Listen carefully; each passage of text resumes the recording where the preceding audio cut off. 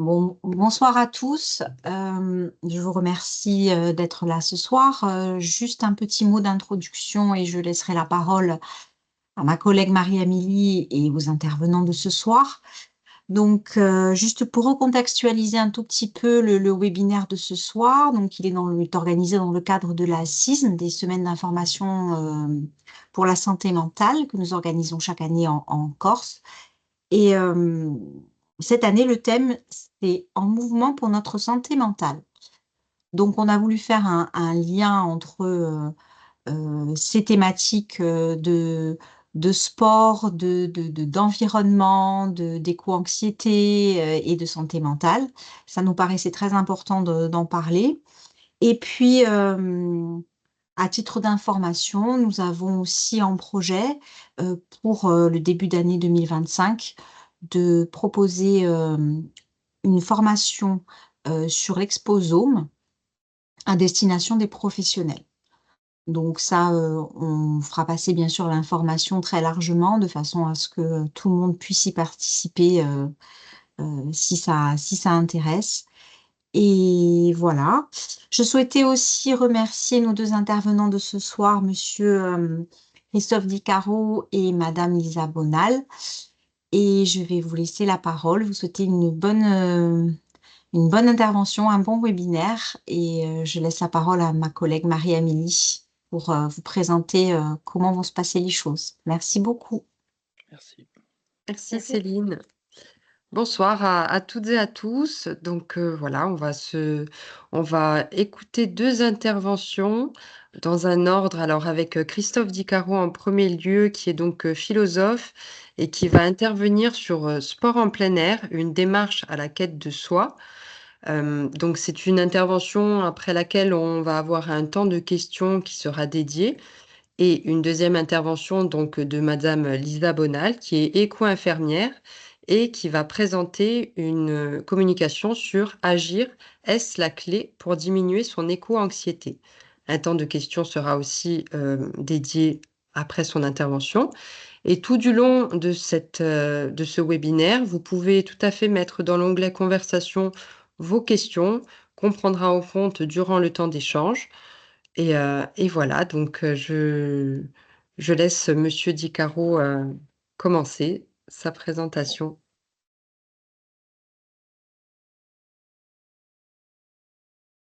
Très bien, écoutez, merci. Merci à tous. Merci de cette organisation.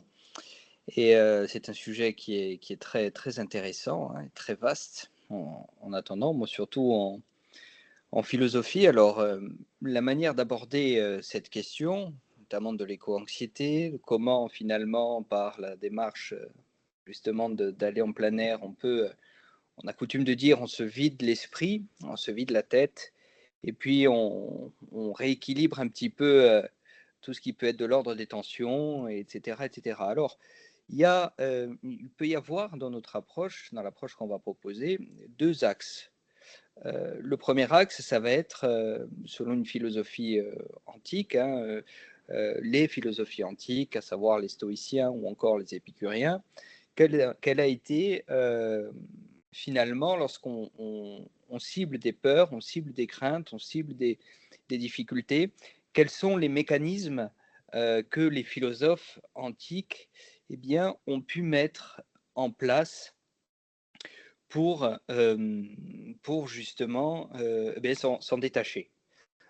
On parle de santé mentale, on parle d'éco-anxiété, on parle d'un impact extérieur sur notre tempérament, sur notre monde intérieur. Eh bien, il y a tout un tas de démarches qu'on va pouvoir entreprendre. Alors d'abord, il faut cibler ce qu'on entend par anxiété ou par peur. Euh, tout à l'heure, j'ai parlé de deux axes. Il y a l'axe donc extérieur, impressionnant, et puis il y a l'axe intérieur, qui peut être celui lié au trauma, aux fausses représentations qu'on va avoir sur les choses.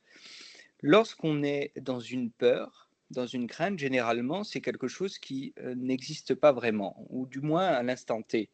On va être enfermé dans ce qu'on va appeler le fantasme ou la représentation ou la crainte. Alors, il faudrait savoir d'où vient cette crainte. Est-ce qu'elle est liée à la peur du manque? Est-ce qu'elle est liée à un traumatisme? Qu'est-ce qui stimule justement l'anxiété à un moment donné? Parce que on n'est pas tous égaux face à l'anxiété. On va parler du réchauffement climatique, par exemple. On n'a pas tous le même rapport anxieux au réchauffement climatique. Là où certains, par exemple, vont pas réussir à vivre s'ils jettent un papier par terre, d'autres qui ont tout à fait conscience du réchauffement climatique vont beaucoup plus relativiser et, euh, et avoir peut-être un comportement ou un impact sur leur psychologie totalement différent. Alors la première étape serait pour se détacher justement de l'impact négatif sur soi, serait de se détacher des représentations. Et pour ça, on va commencer par Épicure en particulier dans sa lettre à Ménécée, où il va écrire justement dans une période assez trouble, hein, où l'impact de la religion est très fort, où les interdits sont très forts aussi. On est à mi-chemin entre des tyrannies, des empires et d'autres États d'autres gouvernements, on va dire, assez oppresseurs. Donc on va, pour ne pas subir la crainte on va s'en détacher et on va travailler dessus. Alors, il y a plusieurs paliers. Il va y avoir, par exemple, l'idée de la mort. On va prendre l'impact le plus fort. Lorsqu'il va poser la question à Ménécée de savoir qu'est-ce qui t'effraie dans la mort, en fait, on va tous avoir une représentation, c'est-à-dire c'est tout noir, on ne respire plus, si on n'est pas croyant, il n'y a pas de paradis, il n'y a rien, tout s'arrête. En réalité, les choses qu'on imagine, elles n'existent pas. Et comme le dit Épicure à juste titre, pourquoi avoir peur de la mort, puisque de toute façon, quand elle arrivera, moi, je n'y serai plus. Donc, dans cette idée-là, si on reste une vie entière à craindre la mort, en fait, on reste une vie entière à être anxieux pour un fantasme, pour quelque chose qui n'existe pas. La souffrance peut exister avant la mort, bien sûr, mais la mort en tant que telle, admettons qu'il n'y ait plus rien, on ne la reconnaîtra jamais. Donc, dans cette idée, ce qui est effrayant, ce n'est pas la mort, c'est l'idée de la mort. Et donc, en se détachant de ces difficultés, de ces images, on garde le terme de fantasme, hein, puisque ce sont des fantômes qui nous obsèdent, et en réalité, on se détache aussi de l'anxiété. C'est Sénèque qui dit qu'on souffre beaucoup plus en imagination que dans la réalité. Bien souvent, on va imaginer le pire, alors que le pire n'arrive pas. De la même manière, Épicure va nous détacher des fausses idées qu'on peut avoir sur les dieux. Si on est devant des dieux inquisiteurs, je parle à son époque, puisque nous, aujourd'hui, le dieu, ça peut être la science, ça peut être la terreur que véhicule la télévision, ça peut être tout ça, le nouveau dieu qui nous obsède, finalement. Et donc, pour s'en détacher, c'est la même chose. Il dit, pourquoi as-tu peur des dieux? Puisque tu regardes autour de toi, il n'y a personne d'autre que toi. Donc en fait, là aussi, on a peur d'idées, on a peur de fausses. On projette en réalité des choses qui ne sont pas effectives, qui ne sont pas présentes. Et donc il n'y a rien de mieux que le facteur religieux, notamment pour gouverner les hommes à l'intérieur de leur demeure. C'est Sextus Empiricus qui dit ça dans ses esquisses pyrrhoniennes. C'est un sceptique. Il dit que la religion, c'est le meilleur des brides pour l'homme, puisque de toute façon, c'est l'impact d'un individu plus ou moins éclairé qui va rentrer dans le domicile et qui va dire, regarde, Dieu te regarde, Dieu te juge, etc. etc. Donc en réalité, c'est une incise formidable à l'époque où les réseaux sociaux n'existaient pas, où rien d'autre n'existait, pour rentrer dans les demeures et finalement organiser même la maisonnée, etc. etc. Donc là, on est vraiment dans un rapport pragmatique ou religieux, on est dans un rapport vraiment dans un rapport calculé et calculateur. On n'est pas dans l'idée de croyance, on est vraiment dans l'aspect religieux en tant que système politique. Et donc, se détacher de tout ça, pour les épicuriens, c'est le fameux cueille le jour. Et là, on est dans le carpe diem, puisque nous, on parle aussi de nature, ça tombe bien. Donc, cueillir le jour, c'est-à-dire ne saisis que ce qui est à ta portée. Et ce qui est à notre portée, généralement, c'est le présent. Et le présent ne souffre d'aucune autre difficulté que ce qu'il a à sa portée en réalité. Lorsqu'on va marcher dans la nature, par exemple, généralement, on se dit, je vais marcher pour me vider l'esprit, sur les fidèles au pas, au fameux ouvrage sur la marche d'Henri Thoreau, qu'on se détache des hommes et qu'une fois qu'on a connu la nature, finalement, il est beaucoup plus difficile de rentrer dans la civilisation que lorsqu'on n'a pas connu la nature. Et qu'en réalité, eh bien, il y a une sorte de connexion ou d'osmose qui se fait en dehors de tout jugement et finalement où on lâche prise. On lâche prise, sur ses soucis, on lâche prise sur beaucoup de choses. Donc il y a une sorte d'aspect qui nous recentre en réalité sur l'essentiel. Et au fur et à mesure, alors c'est un petit peu, on ne va pas vivre en ermite, hein, le marcheur n'est pas forcément un ermite, mais le marcheur, c'est un petit peu l'albatros de Baudelaire. C'est celui qui, ou celle, hein, qui finalement regarde le monde de loin et puis vole à côté de ce navire en disant que finalement, ben, on n'est pas dans le même univers. Et donc, se recentrer par la marche ici, ben, c'est un petit peu être épicurien. Finalement, c'est cueillir le jour, c'est s'asseoir, c'est regarder la nature, c'est écouter les oiseaux, c'est sentir un parfum, c'est lâcher prise. On lâche prise sur notre propre vie, qui peut nous oppresser, sur nos soucis, mais il y a toujours une chose sur laquelle on n'a aucune prise, et ça a été la grande question en philosophie, c'est le temps, bien évidemment. Puisque le temps, de toute façon, si on a une échéance qui approche, on sait que cette échéance approche. Par exemple, on part marcher le dimanche matin, et on sait que le lundi matin, on va avoir un entretien d'embauche, on va avoir une inspection, on va avoir quelque chose. Donc, il est difficile finalement de se déconnecter totalement de la ligne du temps. En revanche, ce qui est possible de faire, c'est de lâcher prise intérieurement. Et c'est là qu'on en vient aux stoïciens. Les stoïciens disent, justement, pour se détacher des choses, les stoïciens vont nous dire qu'on ne peut agir que sur des choses qui sont en notre pouvoir, en notre contrôle. C'est-à-dire que nos idées, nos aversions sont en notre contrôle. On peut décider de penser autre chose, on peut décider de... voilà. En revanche, la déchéance ou le succès, généralement, ce n'est pas en notre pouvoir. Être bien jugé ou mal jugé, ce n'est pas en notre pouvoir. Et généralement, celui qui juge ou celle qui juge, dans le cadre d'une inspection, on va dire ça comme ça, bien va juger à travers son propre regard, qui est peut-être lui-même erroné, puisqu'elle part de sa propre personne, de sa propre expérience, mais en aucun cas, ce n'est ma vie, en fait. Souvent qu'elle juge. Et donc, un système qui nous détache finalement du regard de l'autre, en tant comment dire, quelque chose qu'on ne maîtrise pas. On ne maîtrise pas le regard, ni le jugement, ni la pensée, ni la richesse, ni la pauvreté. C'est comme la maladie, on ne la maîtrise pas, la maladie du corps. C'est ce que dit, c'est Épictète qui dit ça dans son manuel. Il dit la maladie est une entrave du corps, mais non de la volonté. Bon, après, il y a certaines maladies qui, bien évidemment, affectent la volonté.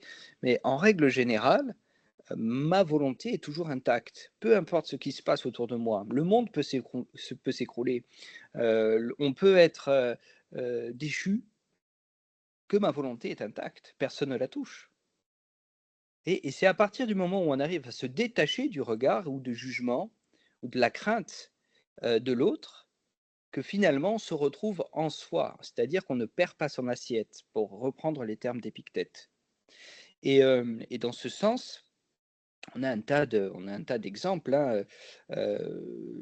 C'est, comment il s'appelle, c'est Sénèque hein, qui va prendre l'exemple du roc dans la mer. Il va dire sois fidèle à ce roc, sois semblable à ce roc sur lesquels les flots viennent se briser. Et qu'en réalité, le roc ne bouge pas d'un poil. C'est-à-dire que tout peut se briser sur lui, il reste identique à sa nature. Sa nature est d'être comme ça, il reste, il ne va pas changer parce qu'il a des vagues qui viennent le déferler sur lui. C'est toujours Sénèque hein, qui dit, lorsqu'il était plus ou moins, hein, il était captif, il dit à son bourreau, il dit mon corps t'appartient, mais mon cadavre t'appartient, mais ma volonté tu ne l'auras jamais. Donc dans cette idée, c'est-à-dire que jusqu'à son propre corps qu'on ne peut pas maîtriser à 100%, puisqu'il décide de tomber malade, enfin il tombe malade ou pas. Après, on peut avoir une hygiène de vie, effectivement, on peut prendre soin de soi, et puis pourtant, bien souvent, on voit des gens en parfaite santé qui ont une hygiène de vie irréprochable, qui partent en moins de 2 mois sans aucune raison en réalité. Donc, ces choses-là, on ne peut pas les maîtriser. En règle générale, si on va chercher, donc on parle d'éco-anxiété, un dérèglement climatique, on peut, on peut gérer à petite échelle. C'est-à-dire qu'on fait ce qui est en notre pouvoir, on cueille le jour, on trie nos déchets, on ne jette pas les choses dehors, on économise l'eau, etc., etc. Mais une fois que ça c'est terminé, je ne peux pas faire plus. Donc je me détache. Donc cette idée ici de finalement, hein, qui est à double entrée de la marche pour se retourner vers soi, elle consiste d'une part à prendre conscience de ce qui est à notre portée et d'autre part à lâcher ce qui n'est pas à notre portée. Et ça, c'est peut-être la chose la plus dure, parce qu'on peut avoir conscience qu'on peut moins prendre l'avion. En revanche, on peut être soumis encore aux fortes impressions de la télévision, ou aux fortes impressions de notre éducation, ou aux fortes impressions de nos traumatismes, etc., etc. Et c'est là le deuxième temps sur lequel eh bien, la marche est peut-être nécessaire, ou la nature est peut-être nécessaire au lâcher-prise. Puisque en se détournant et finalement en changeant ces codes, eh bien, on change d'univers, on change aussi de réalité intérieure. Souvent, c'est comme ça que ça se passe. Et, et bien souvent, quelqu'un qui est malade dans un environnement, enfin bien souvent, ça a pu arriver, eh bien, en le changeant d'environnement, eh bien, il change aussi d'état.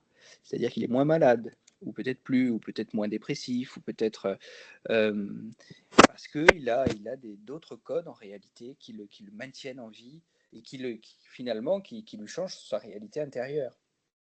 Donc dans cette idée-là, c'est là que joue le lâcher-prise. Dans la nature, et c'est une incise nietzschéenne qui nous dit ça, qu'on est bien dans la nature puisque la nature n'a aucun jugement sur nous. Pour les stoïciens, la nature, c'est le divin, c'est la providence, enfin, c'est la providence en règle générale, mais la nature, elle est parfaite, elle est harmonieuse. Tout est équilibré dans la nature. Avant que l'homme vienne y mettre sa griffe, hein, bien entendu, tout est équilibré. Le bien et le mal sont des valeurs relatives. Et donc, à partir de là, on arrive à s'inscrire dans une nature qui finalement nous équilibre autant qu'elle est équilibrée elle aussi. C'est pas une utopie que je dépeins là, c'est une réalité puisque je pense qu'on est tous plus ou moins marcheurs, on aime tous plus ou moins la nature et on a tous plus ou moins un effet positif à s'évader finalement. Et lorsqu'on s'évade, en réalité, on se retrouve en soi de la meilleure des façons possibles. Donc, les stoïciens, les épicuriens, avec une incise nietzschéenne, la nature et le détachement de soi, eh bien, ce sont surtout le détachement, le lâcher prise, pardon, eh bien, ça va rester une des actions, notamment en philosophie, une des actions les plus salvatrices pour se recentrer sur soi et finalement être à sa place à chaque moment, à chaque instant, être à sa place sans être anxieux et réussir à passer outre. Alors, peut-être dernier exemple de cette démarche, c'est un exemple redoutable, puisqu'il vient de la religion.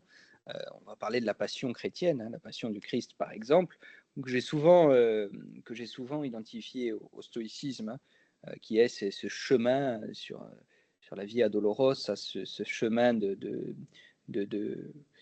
comment dire, de brutalité, d'horreur, de lapidation, de fouet, etc., jusqu'à arriver à la crucifixion. Et pourtant, c'est toujours cette option, puisque pendant tout le chemin, en fait, il n'y a a priori pas de doute.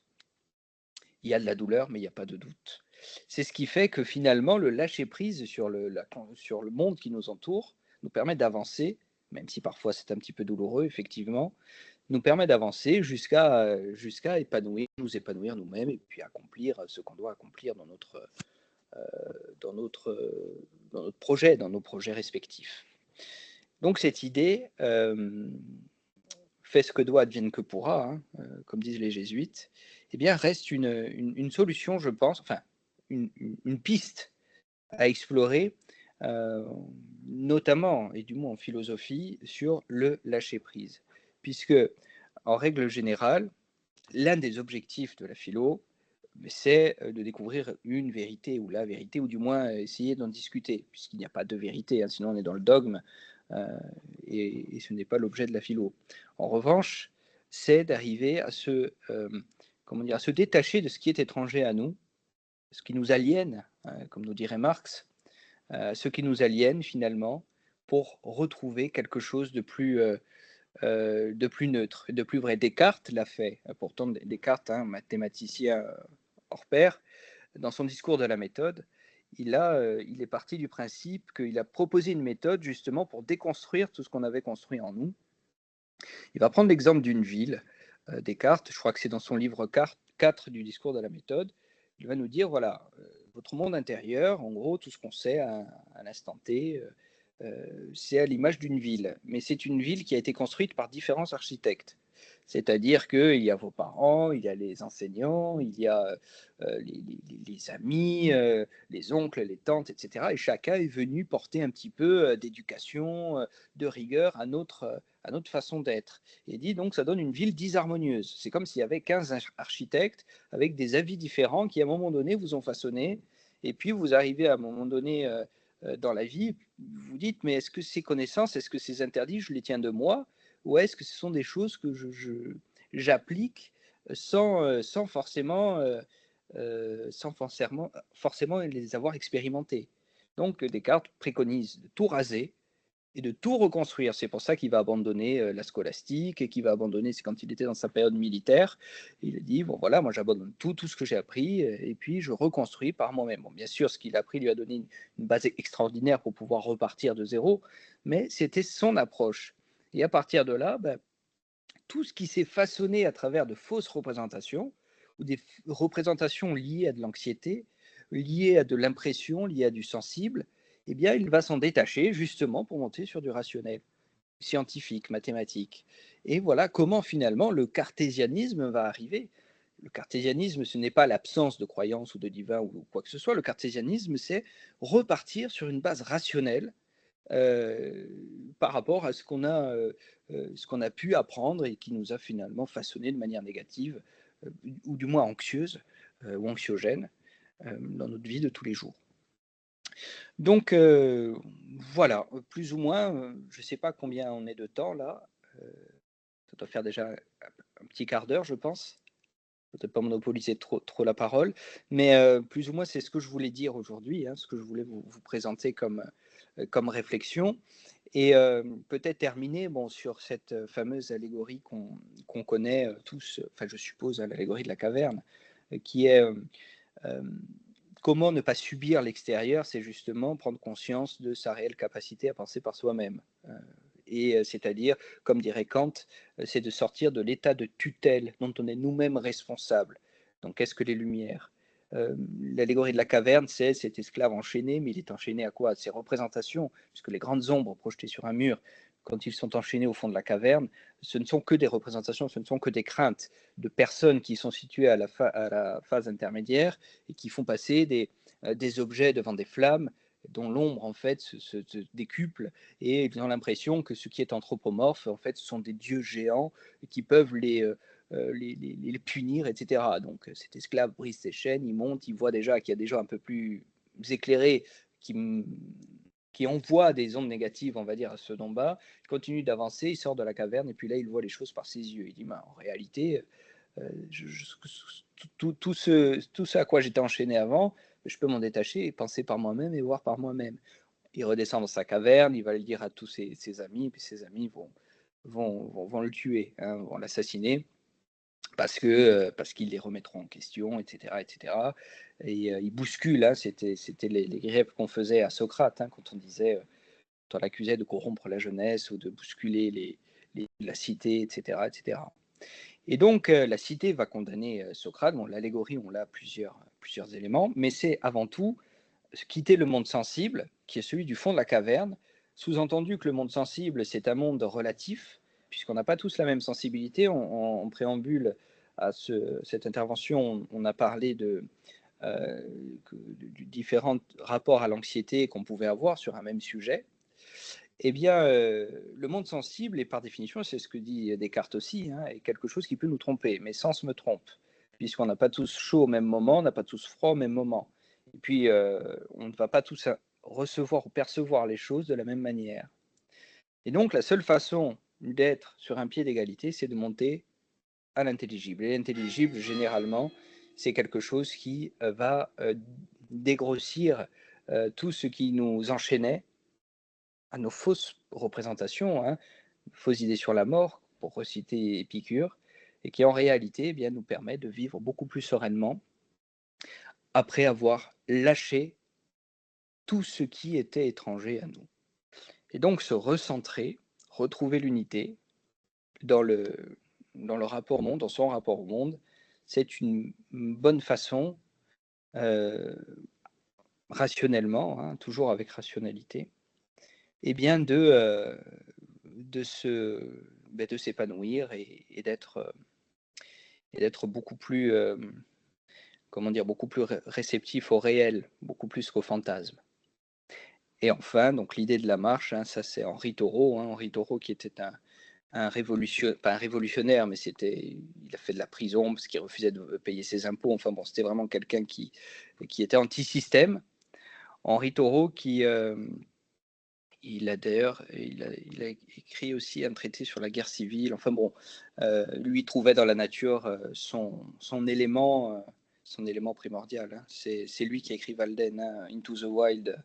Enfin bon, voilà, je pense que j'en ai terminé pour aujourd'hui, pour le moment. Si vous avez des questions, c'est avec plaisir. Merci Christophe. Alors, effectivement, c'est le temps des questions. Donc, si des choses vous ont interpellé ou vous souhaitez peut-être juste communiquer votre ressenti, vous le pouvez aussi. Hmm.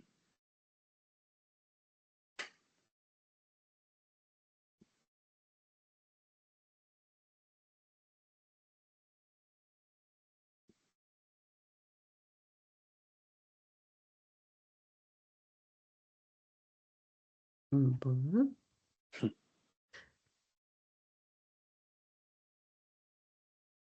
Il n'y a pas de questions a priori. Donc, même si vous en avez par la suite, on n'hésitera pas à revenir dessus. Donc, encore merci Christophe. Et donc, on va passer à l'intervention de Lisa Bonal. Et je vous laisse prendre la parole.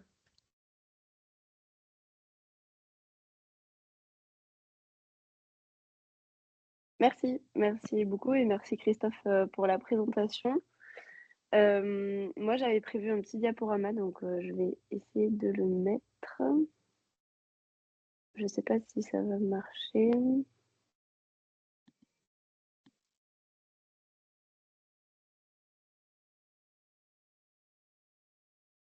Hop.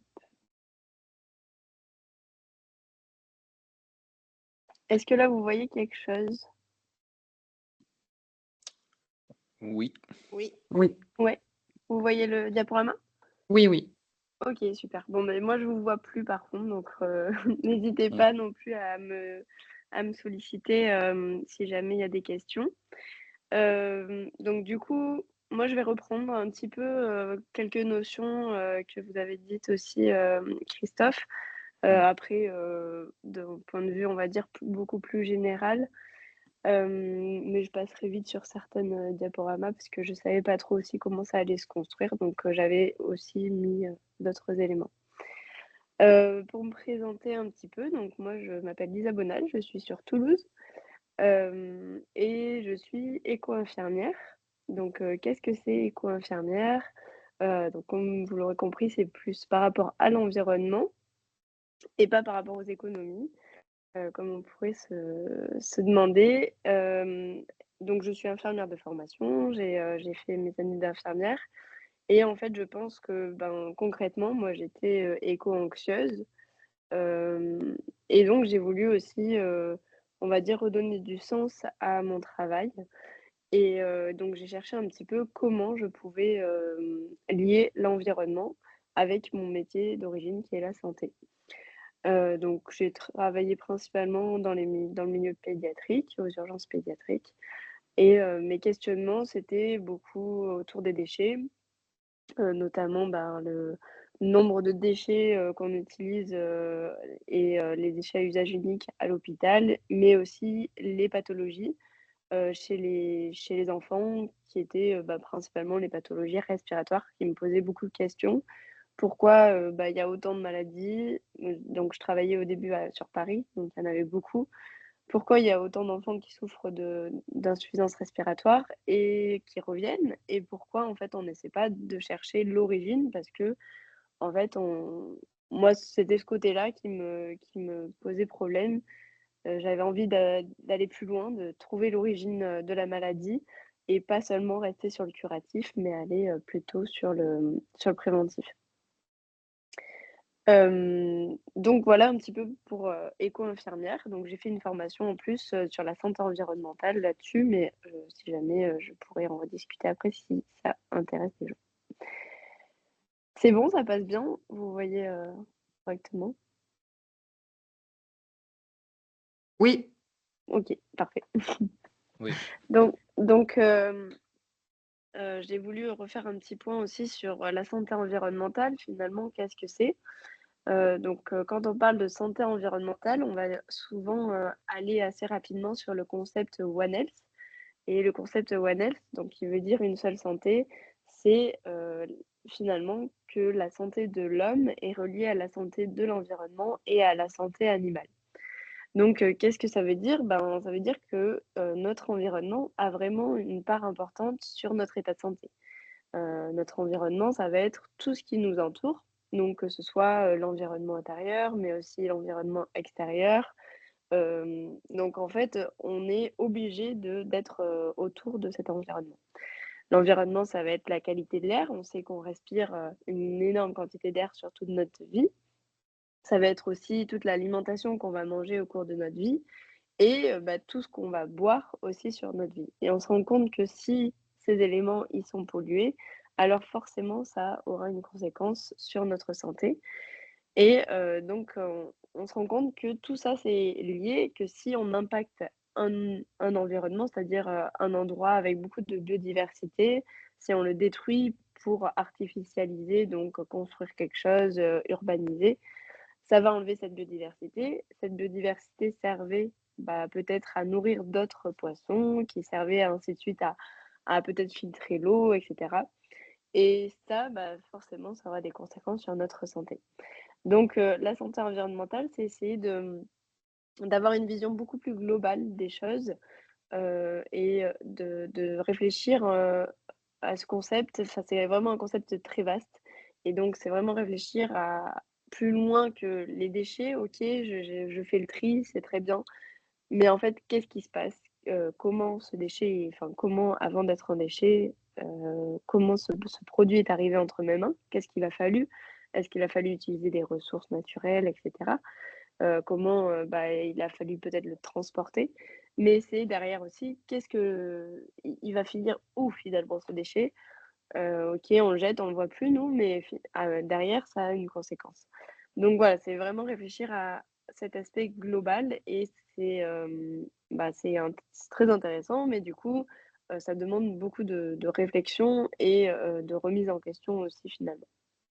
Donc j'aime bien cette petite illustration je vous déclare unis pour le meilleur et pour le pire parce que voilà, c'est ce qu'il faut garder en tête, c'est que vraiment tout est lié. C'est un concept qui a été créé dans les années 2000 et c'était en fait, il faisait suite à la recrudescence et l'émergence de maladies infectieuses. Notamment, on parle de ce concept quand on parle de zoonoses. Donc les zoonoses, c'est des maladies vectorielles, des maladies qui sont transmises de l'animal à l'homme. Donc on peut parler de ça quand on parle de la dengue, du virus Zika, etc. En fait, on a enlevé le milieu naturel de cette biodiversité et du coup, ça nous impacte aussi, nous. Donc je voulais juste aussi refaire un petit point sur une émotion. En fait, qu'est-ce que c'est une émotion?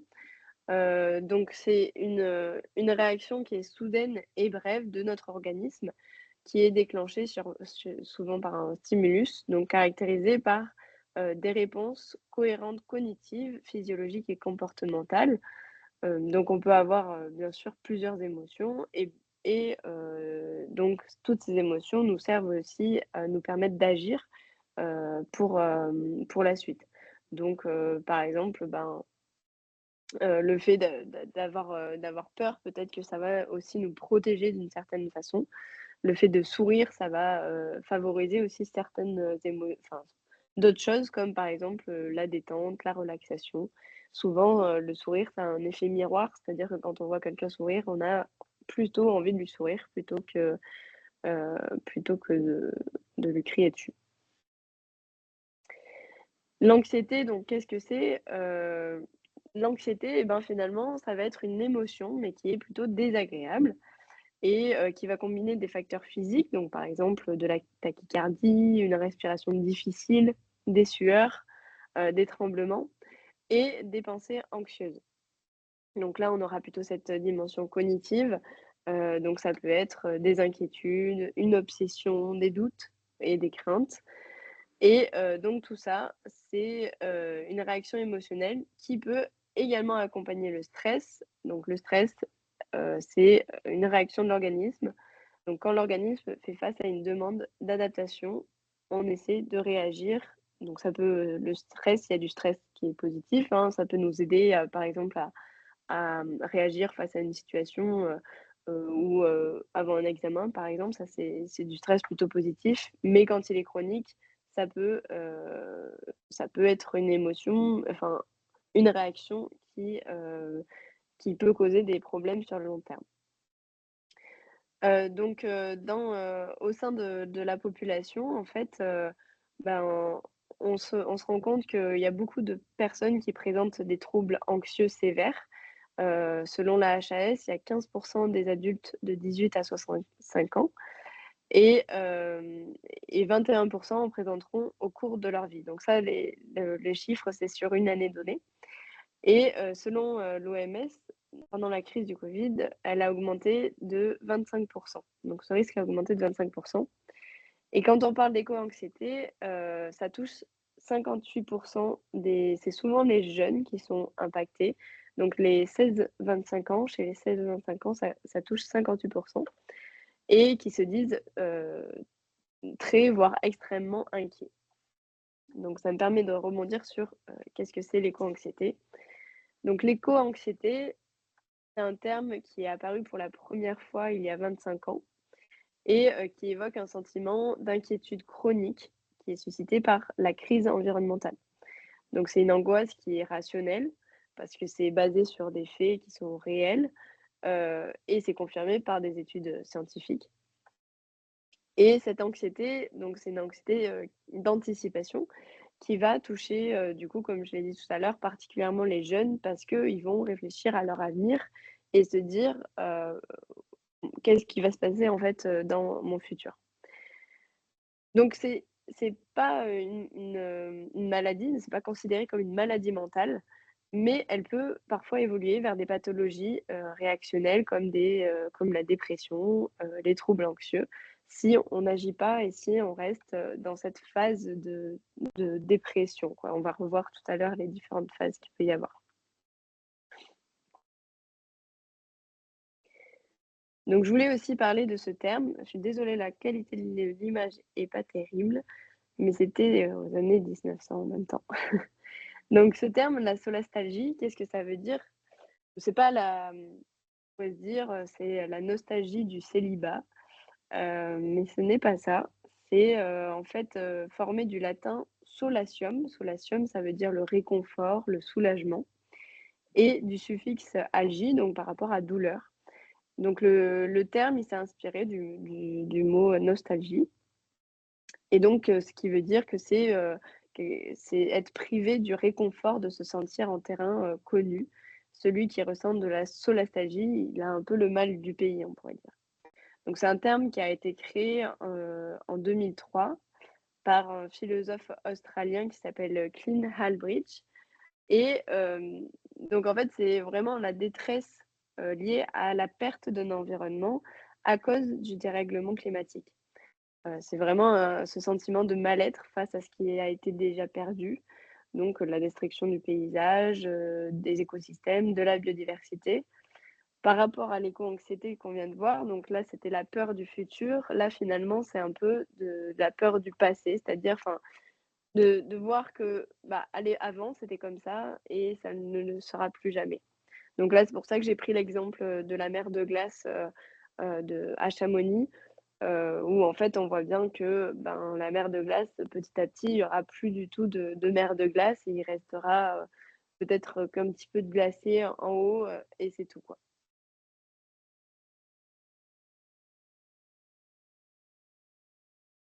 Donc tout ça, en fait, c'est pour arriver finalement aussi à cette courbe et ça permet aussi enfin, j'aime bien la présenter, ça permet de comprendre un petit peu où est-ce qu'on en est. Des fois, on peut se retrouver dans des situations, mais aussi où est-ce que sont les autres finalement. Donc cette courbe-là, c'est Elisabeth Kübler-Ross, qui est une psychologue et psychiatre, qui avait créé cette courbe. C'est la courbe du deuil en fait.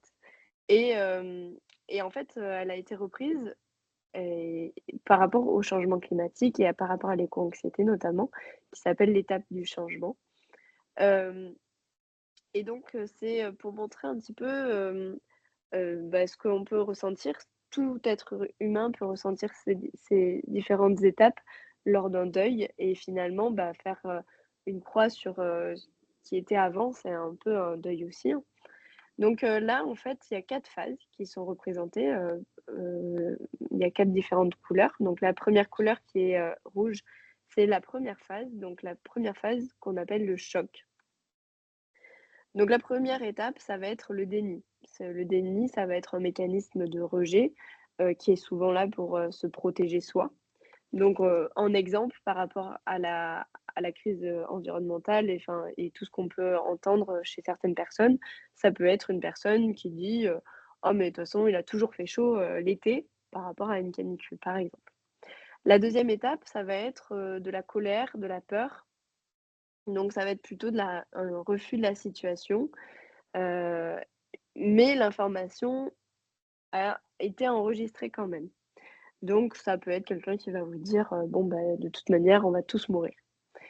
Heu, donc là, par exemple, pour les professionnels soignants aussi, c'est, bah, de faire preuve d'écoute et d'empathie pour, essayer de faire parler aussi ces personnes-là. Ensuite, on a l'étape donc, quand la couleur, bleue, ça va être plutôt, la remise en question. Donc on aura une troisième étape qui est le marchandage, la négociation. À ce moment-là, un exemple, ça pourrait être, «Oui, mais moi, je trie mes déchets». OK. 4e étape, enfin 4e, moment dans cette étape, ça va être la dépression. Donc c'est un individu qui va se résigner, qui risque, bah, s'il stagne et s'il reste dans cette étape-là, ça peut développer ces troubles psychopathologiques. Donc là, il y a un besoin d'accompagnement aussi qui est assez fort. Hem, Ensuite, l'étape d'après, donc ça va être, la phase, finalement de remobilisation, avec notamment l'acceptation. Donc on va accepter la situation. Hem, bon, bah, oui, tant pis, les glaciers malheureusement, peut-être que ces glaciers-là, notamment, bah, moi je suis proche des Pyrénées. Il y en a certains, on peut se dire qu'on les reverra ils auront disparu d'ici 10 ans. Et ben, voilà, c'est OK, bon, ben, j'accepte ça, mais comment je peux faire aussi pour, finalement, éviter que ça continue? Donc là, ça sera l'étape d'après. L'étape d'après, ça va être l'engagement et l'engagement, ça va être finalement, bon, ben, comment j'ai accepté, mais comment je peux être utile à avoir un impact positif finalement. Donc ça, c'est vraiment une courbe que vous pouvez retrouver dans différentes émotions, que ce soit pour la perte de quelqu'un, mais aussi ça peut servir par rapport à l'éco-anxiété. Et pourquoi je vous dis ça? Parce que finalement, quand on est face à quelqu'un qui, ça arrive hein, bien souvent, on n'a pas tous les mêmes, les mêmes opinions. Et donc si on est face à quelqu'un qui est vraiment fermé sur la situation, il faut pas chercher en fait à continuer à lui parler parce que, ça va créer des tensions. Forcément, vous serez pas en accord si vous avez déjà accepté, tout ça et vous êtes finalement dans cette étape de changement. Ben, vous allez plus, heu, le remettre dans sa coquille et donc ça servira à rien de lui parler, maintenant en tout cas. Donc c'est bien d'avoir en tête qu'il y a ces différentes étapes qui existent et que, il faut un certain temps pour tout le monde et que tout le monde passe à peu près, tout le monde passe par ces phases-là. Donc ça, c'est juste, la même courbe, hem, mais voilà, c'est ce que je voulais montrer, c'est qu'il y a quand même une phase descendante et une phase qui est quand même ascendante. Donc ça correspond plutôt à des attitudes au début qui sont plutôt négatives et après on va vers le positif. Donc au début, c'est quand même compliqué aussi d'avancer parce qu'on a l'impression d'être à contre-courant des autres, de se sentir un peu incompris et de penser être seul dans cette lutte. Mais c'est en essayant de trouver en fait des gens qui sont en accord avec nous qu'on va essayer aussi d'avancer comme ça à plusieurs. Et donc toutes ces émotions, elles doivent pas être refoulées, au contraire, elles doivent, servir de levier, hem et parce qu'en fait, sans descente, il y a pas de remontée finalement et c'est ça qu'il faut se dire. C'est pas parce qu'aussi on est en haut qu'on ne doit pas redescendre. Forcément, il y a des va-et-vient. On a le droit d'être triste, c'est normal et finalement, on peut aussi après essayer de rebondir. C'est un petit peu on descend d'une marche, puis on monte de 2 et cetera. Donc les accepter finalement, ça va être plutôt la clé pour trouver un équilibre et éviter de tomber dans cette fameuse, solastalgie. Donc voilà, voilà, sur les points auxquels je voulais, venir, c'était que, pour moi, vraiment, comment se sortir de cette éco-anxiété, ça va être vraiment de passer à l'action. Hem, Qu'est-ce qui nous rend heureux? Accueillir vraiment ses émotions, mettre en place des projets qui vont nous ressembler aussi, identifier, ses forces et ses valeurs. Ça peut être agir dans son quotidien, mais bien sûr, il faut le faire par étapes. Il faut pas faire tout d'un seul coup parce que ça prend du temps. C'est difficile et du coup, si on essaie de tout changer d'un seul coup chez nous, on va se dire: «Waouh, il y a une montagne devant moi, je vais pas pouvoir, le faire, la marche est trop haute». Donc il faut vraiment se donner des objectifs et y aller petit à petit et essayer de trouver aussi des gens qui ont envie, en fait, de vous accompagner dans cette étape. Donc par exemple, si on prend l'exemple de l'environnement intérieur, donc la qualité d'air intérieur, chez nous, il y a beaucoup de choses qu'il faudrait qu'on change, parce que, on sait qu'il y a des polluants. Il y a des polluants dans nos ustensiles de cuisine, il peut y en avoir dans l'alimentation dans laquelle on mange et donc ça va être les étapes, comment, en changeant un petit peu, mes habitudes de vie, je peux améliorer ma santé, mais aussi avoir un moindre impact sur mon environnement et avoir un impact plutôt positif, en fait, sur l'environnement.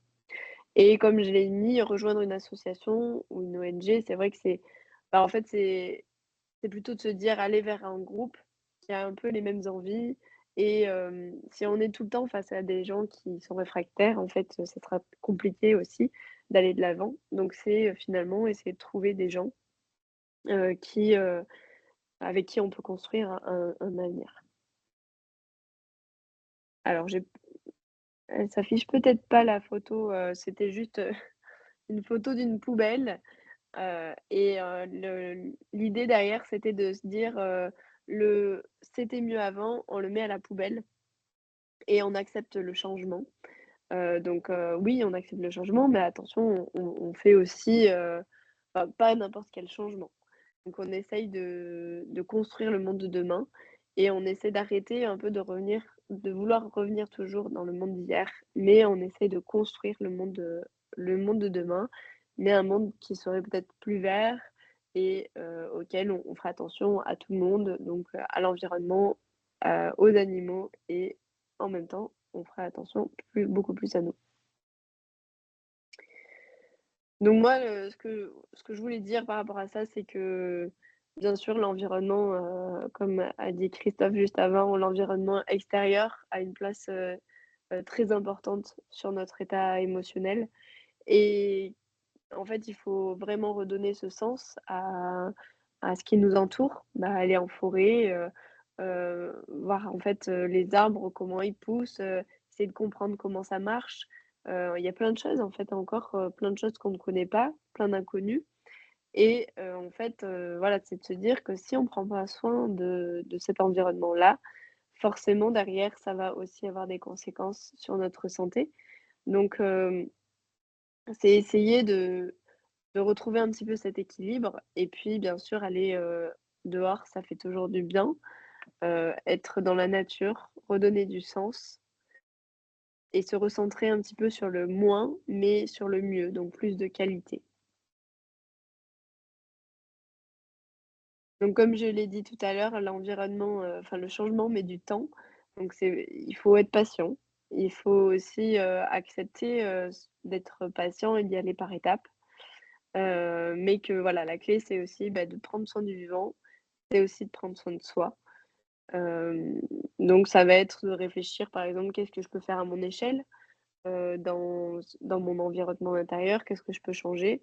Ça va être aussi de s'informer, pour, avoir des avis sur certaines choses, mais aussi d'informer après les autres, de redonner du sens à son travail si on n'arrive plus à trouver du sens. Pas forcément en changeant et en faisant une reconversion, mais ça pourrait être trouver, peut-être des projets qui pourraient vous donner du sens dans le travail et comme j'ai dit, s'entourer aussi de bonnes personnes. Je voulais finir par cet agronome, peut-être que vous le connaissez, Pierre Rabhi, qui, et donc cette image un petit peu du colibri, c'est en fait, l'image où il y a un incendie de forêt et donc il dit: tous les animaux terrifiés, atterrés, observaient impuissants le désastre. Seul le petit colibri s'activait, allant chercher quelques petites gouttes d'eau avec son bec pour les jeter sur le feu. Après un moment, le tatou, agacé par cette situation, hem, lui dit: «Colibri, tu n'es pas fou, ce n'est pas avec ces gouttes d'eau que tu vas éteindre le feu». Et le colibri lui répondit: «Je sais, mais je fais ma part». Donc c'est un petit peu cette idée qu'il faut avoir en tête, de se dire: «Bon, bah, oui, peut-être que c'est pas grand-chose à l'échelle de l'humanité, mais au moins je fais ma part» et bah, si, de pas faire le tri, ça me rend une certaine culpabilité, par exemple, bah, bien sûr, je vais essayer de le faire et le faire le mieux que je peux. Et donc c'est vraiment cette idée de se dire, bah, je fais ce que je peux mais en même temps, je montre l'exemple et donc les gens aussi vont voir cet exemple-là et vont commencer aussi à suivre ce mouvement. Donc voilà, c'est pas, évident, de se sortir de ces situations d'éco-anxiété et puis je pense que voilà, comme je l'ai dit, il y a des allers-retours, hein. Moi, je dis pas que je suis, encore, parce que je pense que voilà, on n'est pas sorti entre guillemets, d'une éco-anxiété, forcément quand on a conscience de ce qui se passe, actuellement, c'est compliqué aussi. Mais, il faut essayer de trouver des projets et qui nous donnent envie et donc de se poser la question: «Qu'est-ce qui pourrait nous donner envie et comment on pourrait avoir un impact à notre échelle?» et donc, moi, je trouve que finalement, ce métier qui m'a posé aussi question en me disant: «Mais est-ce que j'ai choisi la bonne voie?» et là, je me rends compte que oui, j'ai choisi la bonne voie parce que j'arrive à donner du sens aussi et finalement à rallier l'environnement et la santé qui sont 2 choses, magnifiques et indispensables. Donc n'hésitez pas si vous avez des questions et j'ai laissé aussi, mon contact si vous voulez, me poser des questions, plus tard, il n'y a pas de problème, je peux vous répondre avec plaisir.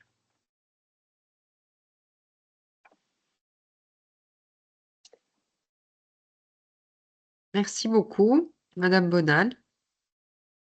C'était très intéressant et peut-être que ça a suscité du coup des questionnements, des réflexions aussi. On est, on vous écoute évidemment si vous en avez.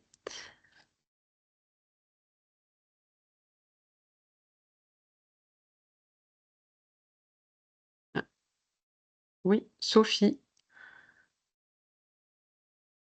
Oui, alors vous parliez justement dans votre courbe des différentes étapes, mais je pense qu'elles ont comme c'est un grand changement et qui est aussi sur le long terme. Ces étapes-là, elles ne sont pas toutes, elles n'ont pas toutes la même temporalité. Donc, est-ce qu'il y a des phases qui sont plus, enfin, qu'on remarque plus facilement, ou sur lesquelles on peut plus facilement agir? Oui, en effet, en fait, c'est propre à chacun et du coup, c'est assez compliqué de donner une temporalité, même si on dit qu'en général, le changement chez un être humain dure environ 3 à 4 années, en fait, donc c'est très long. Ça peut être plus court chez certaines personnes, comme ça peut être plus long. En fait, c'est assez, assez dur de donner une temporalité vraiment, ça dépend vraiment de la personnalité. Des fois, ça va être, un électrochoc parce que, ben, on réagit face à une situation et du coup, bah, là, waouh, on réagit instantanément donc c'est vrai que ça va être vraiment pour aider la personne qui est en face de vous, de l'écouter au début, écouter et montrer ce que vous faites, en fait. C'est par exemple dire, «Ah ben, moi je fais ça, c'est vraiment super, en plus, c'est parfois, hein, c'est moins cher et ça me prend pas plus de temps». Prenons l'exemple d'une lessive, faite maison. Heu et puis, j'en ai entendu dire, parce que et vous faites passer quelqu'un pour un expert, donc par exemple, vous pouvez dire, «J'ai entendu dire que dans les lessives, il y a plein de polluants, c'était hier sur l'article d'hier», et en fait, c'est pas vous qui allez donner, l'information ou alors vous pouvez dire, «Ah, bah, si tu veux regarder cette information», c'est la personne qui va aller la chercher un peu d'elle-même et finalement, c'est un peu comme ça aussi qu'elle va, commencer à accepter, commencer à voir que vous avez fait ce changement-là dans votre vie et que ça a pas l'air si difficile que ça et c'est un peu comme ça que vous allez aussi commencer à montrer l'exemple, et ouvrir, les possibilités, quoi. Si.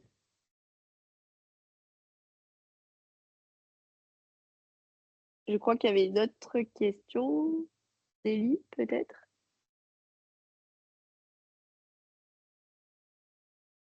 Alors moi, je veux bien poser une question, en fait, un peu la limite à laquelle on arrive avec certains jeunes qui sont pas mal informés et qui finalement déplorent l'inaction politique, en fait. Et du coup, là, parfois, enfin, je me sens sans réponse.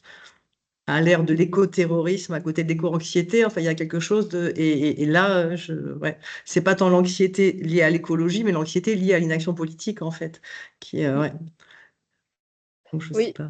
tout à fait, vous avez vraiment raison et de toute manière, moi aussi, hein, moi, je suis un petit peu face à ça.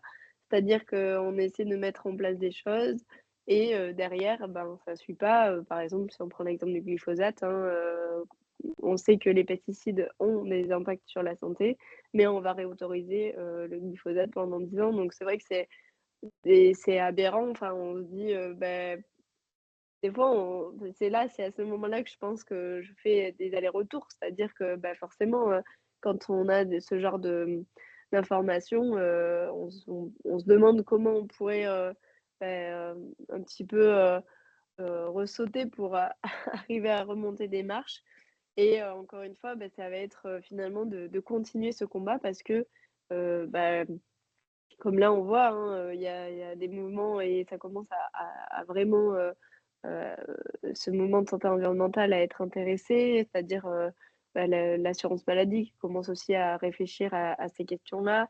Donc, il faut en fait essayer de peut-être de prendre parfois du recul, hein, parce qu'il faut pas s'épuiser non plus. Prendre du recul, mais essayer aussi de continuer son combat parce que finalement si on arrête, bah, peut-être que quelqu'un ne va pas le prendre non plus et voilà, il faut après voilà, j'ai pas toutes les réponses non plus, sur ces questions-là et ça va être d'avoir une écoute attentive, déjà, c'est bien et de voir que, bah, il est pas seul dans ses questionnements, si Christophe, vous voulez aussi, donner des petites, réponses, il y a pas de problème. Sur ces Ça questions-là, va, ça peut-être que va. Pour le moment, j'écoute avec grande attention. Très bien. et même si vous voulez rebondir sur des points, avec plaisir. Très bien.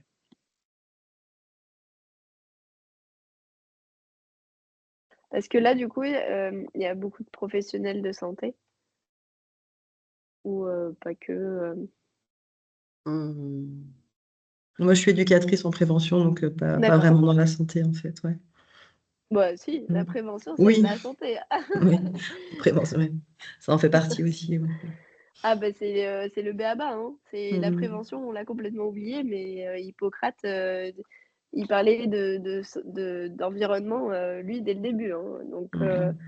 la prévention, c'est vraiment, ce qu'on a laissé de côté malheureusement et on catégorise un petit peu et on dit: «Ah ben, médecin du travail, ah infirmière scolaire», sauf que finalement, bah, c'est des choses, où vraiment il faudrait mettre beaucoup de moyens en fait là-dessus. Parce que sans prévention, bah, tout le monde tombe malade finalement. Et donc la santé environnementale, c'est vraiment de la prévention primaire. C'est-à-dire, quand on parle, donc il y a primaire, secondaire et tertiaire. Quand on va parler là, en ce moment, on parle d'Octobre rose avec, notamment, aller faire des mammographies ou faire, de la palpation. Donc tout ça, ça va être, de la prévention secondaire. C'est-à-dire, bah, si on a un cancer, malheureusement enfin, on va peut-être le voir plus rapidement que si on n'avait pas fait, cette prévention. Mais on n'a pas évité, la maladie. La prévention primaire, donc là, en santé environnementale, ça va être, essayer de voir, quels sont les facteurs de risque, quels sont les polluants, qui nous entourent, qui peuvent peut-être favoriser ces cancers-là et du coup, comment, les éviter et quelle alternative, trouver finalement. Donc la prévention, que ce soit, bah, comme vous le faites, c'est aussi, la même chose finalement. Ça va être comme dans votre question, comment je peux répondre à ce jeune qui se pose des questions? Bah, ça va lui éviter de tomber dans cette phase peut-être de dépression ou, dans une phase qui serait plus grave.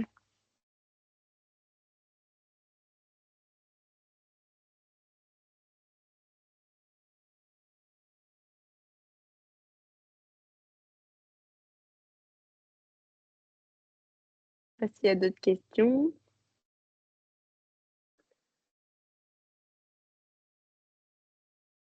Mmh.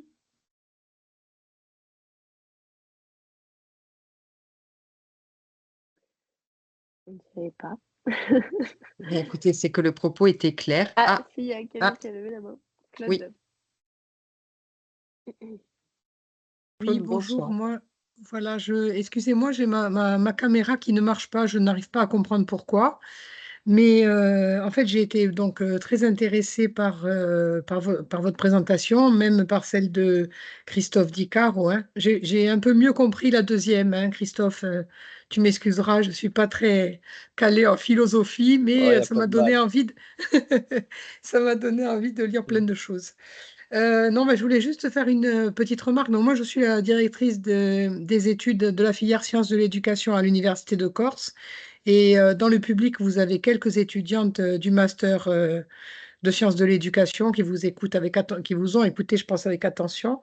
Je voulais savoir si vous faisiez aussi des interventions dans les écoles. Quel est votre... Alors, bien sûr, vous ne pouvez pas tout, hein. Vous n'êtes pas notre petit colibri. Mais est-ce que vous prenez une part active, je dirais, à finalement l'éducation des plus jeunes, parce que je pense que c'est sur les nouvelles générations qu'on va peut-être avoir un peu plus d'impact que ce qu'on peut faire maintenant Et Du coup, oui, pour vous répondre, alors, oui, il faut aller vers les écoles, mais il faut agir aussi maintenant et du coup, il faut sensibiliser tout le monde. Les écoles, primaires, maternelles, élémentaires, on va dire que pour le moment, je n'y vais pas, mais c'est un cursus, enfin, j'aimerais bien m'insérer dedans. Mais par contre, je vais en école d'infirmière, école d'aide-soignante, pour le moment, principalement. Et donc là, pour leur apporter, cette, première notion de santé environnementale et aussi réfléchir à avoir, comment on peut, réfléchir à des soins plus éco-responsables. Mais en fait, seulement apporter cette notion-là de santé environnementale. Qu'est-ce que c'est? Souvent, j'aime bien reprendre aussi, comment ça fonctionne, comment on est arrivé sur terre, qu'est-ce que c'est, finalement, comment ça s'est passé? Qu'est-ce que c'est la biodiversité, et cetera. Et parler de toutes ces notions de pesticides, de perturbateurs endocriniens, d'environnement intérieur. Donc ça, je vais plus pour le moment, focus sur les professionnels de santé. Après, je fais des ateliers, auprès, de populations, donc tout le monde, hein, ça peut être, tous ceux qui sont intéressés. Hem Et les écoles primaires, ça va se faire parce que j'ai été formée, notamment avec, Atmo, donc ils sont, spécialisés dans tout ce qui est qualité de l'air extérieur et intérieur, mais plutôt extérieur. Et donc ils ont réalisé tout un processus de formation pour aller former notamment les jeunes. Et j'espère que, de former, les élèves, ça va aussi, finalement des fois quand ils le racontent à table, ça incite un petit peu c'est les ça. parents à Oui, oui. changer. Donc oui, oui, c'est dans mes projets. Pour le moment, je l'ai pas vraiment fait encore, mais c'est dans les Oui, projets. C'est parfois difficile de s'inscrire dans les écoles, alors, d'aller oui, oui.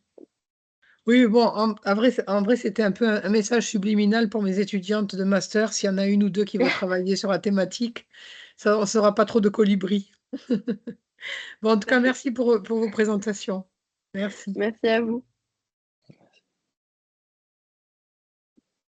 Tout à fait. Et pour, si jamais pour la formation, donc ça s'appelle l'Institut de formation en santé environnementale que j'ai fait avec, Philippe Perrin.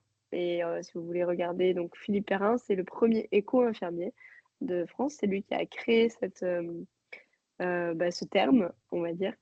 Donc il n'est pas labellisé, hein, donc tout le monde pourrait dire, «Je suis éco-infirmier ou éco-infirmière». Et en fait, c'est vraiment pour montrer finalement qu'on a été aussi formé dans la santé environnementale et qu'on peut apporter, accompagner, heu, dans ce changement-là.